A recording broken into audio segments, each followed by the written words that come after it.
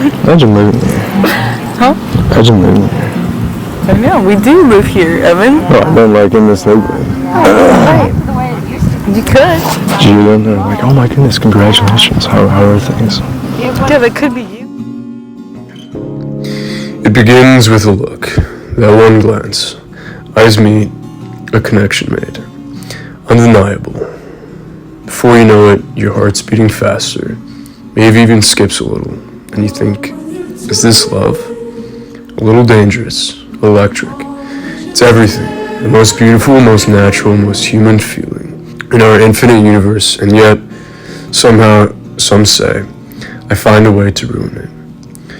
Some therapists describe love as a form of time travel. When you fall for someone, we're often falling into familiar emotional patterns from childhood. Our body remembers before our mind does.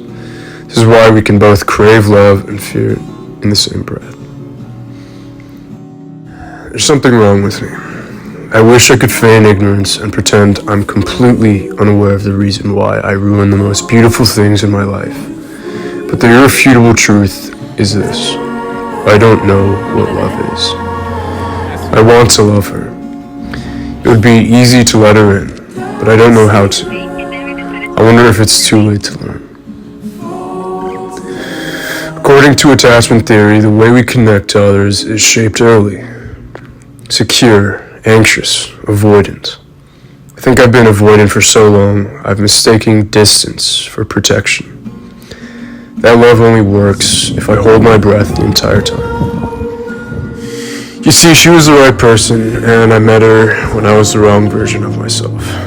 Right person, wrong time, as they say. But I don't believe that's true.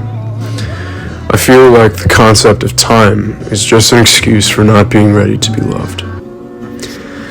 Time, as a social construct, is a concept I never fully grasped.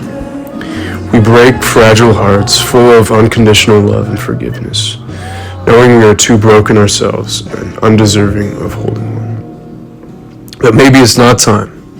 That's the issue. Maybe it's trauma. Dr. Bessel van der Kolk says trauma rewires the brain's perception of safety.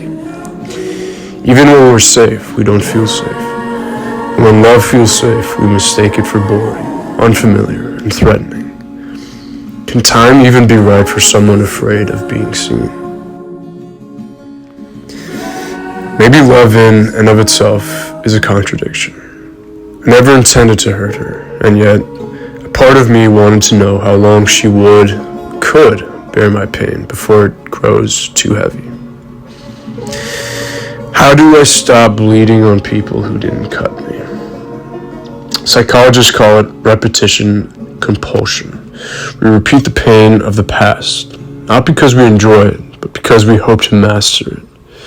We unconsciously recreate the conditions of our original wounds, thinking we can finally get it right.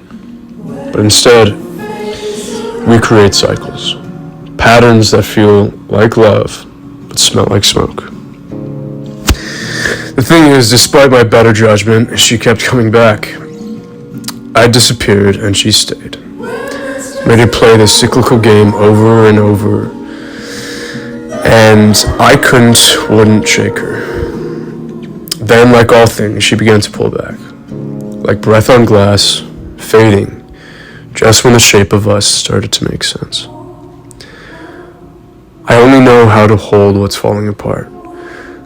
Like our love has to stink for it to mean anything. I think I believed somewhere deep that pain proved love. If she could withstand the damage I caused, maybe it meant I was worthy of something good. But that logic is flawed, and that logic is mine. She was a slow burning miracle, and I treated her like something I could relight whenever it suited me. Inevitably, all candles burn out. Her patience and love for me had reached its limits. And just like that, she was gone. Now I sit here surrounded by the smoke of the flame that we once were, trying to remember how it felt when I could still breathe her in and feel the cold winter inside of me defrost with her warmth. She used to ask me what my love language was, and I always told her it was physical touch. I guess I wanted to know that someone was there, that life hadn't rendered me completely and hopelessly alone. But I've come to realize I was chasing regulation, not intimacy. Neurobiologically, touch releases oxytocin, quiets the stress response, makes us feel safe. But safety doesn't mean trust. And closeness isn't always connection. I've come to the realization that too late is my love language. I mistook being touched for being wanted. I didn't know the difference between physical affirmation and emotional intimacy. She continued to carry my pain like it was hers to solve. I made promises that I want to be true, but somewhere below the surface I know I can never keep. When she gets too close, too real, and starts to look deeper, trying to uncover the parts of myself I kept hidden, I closed myself off and kept her at arm's length. There's a term in family systems theory, protective distance. It's the space we create when we're afraid of our flaws will be too much for someone to stay. I thought I was protecting her. Really, I was protecting the belief that no one stays. What happens if I let her in? Let her see the real me. The excruciating terror and fear that fills my veins when I think about her seeing the version of me that I can't forgive brings me to my knees every time. But here's the truth. Hurt people don't have to hurt people. That's only one path. The path of survival, of control. The other is a path of transformation. It takes longer, it costs more, but it leads somewhere else. Because hurt people also heal people. And the ones who've been shattered know how to hold others with gentleness. That doesn't come from textbooks. It comes from surviving. Sometimes, I wish I could take it all back. Every moment, I let the chaos win. But I'm at war with myself. One side of me whispers softness, pulling me toward her, while the other drags me down into the dark I swore I'd left behind.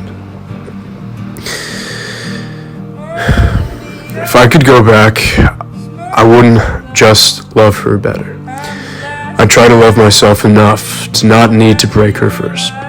Because that's what I keep doing. Hurting the very people I want to hold. Not because I want to, but because some part of me still believes I don't deserve to keep something so delicate. But belief can change. Neuroplasticity, the brain's ability to rewire itself, tells us we are not doomed to repeat our stories. With reflection, with practice, with grace, we get to choose again. So maybe hurt people, but maybe hurt people can also heal people. Since we are the best at recognizing pain and most capable of stopping its cycle.